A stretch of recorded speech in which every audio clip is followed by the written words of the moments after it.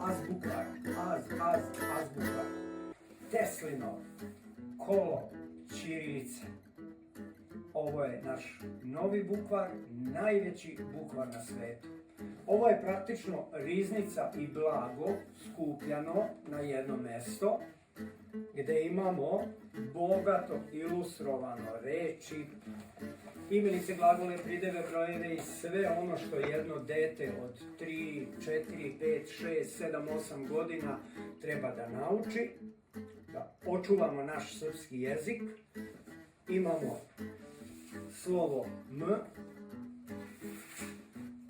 na početku, u sredini i na kraju. I sve što se nalazi na ovom jednom slovu ima u sebi slovo M. Svih 30 slova smo tako bogato ilustrovali i rešili. Ovo je leptirčić, gusan, i sada da vam ne pokazujemo sva slova, otprilike to je to. Znači na ovoj jednoj slici, ilustraciji, imamo sve što vidite ovde i što je važno, po nekih 12 principa koje je važno za taj uzrast, ima u sebi slovo P. Poštar, piše, pismo. Dete koje je malo, ajde da ne kažem naprednije, ono će reći poštar plavi piše pismo na papiru. Obogaćivaće sve što ono ume da kaže. Osim ovih 30 slova, ovaj naš azbukvar ima u sebi i najvažnije, a to je praktično slovarica.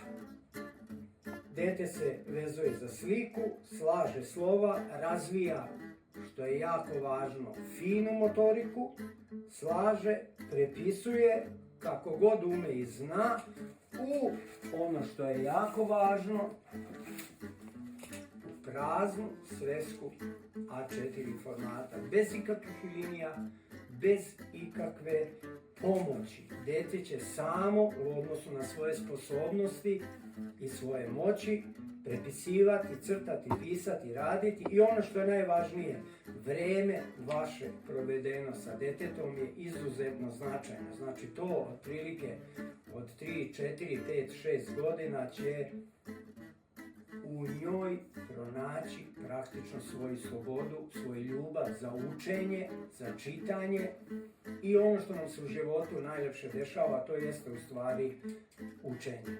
Ja sam učitelj oca, preko 35 godina sam istraživao zajedno sa decom za tom metodom, znači za načinom kako da najlakše i najbrže naučimo i trajno usvojimo čitanje i ljubav prema čitanju. Ovde imate broj telefona, pošaljite, javite se za slovaricu ili za azbuku.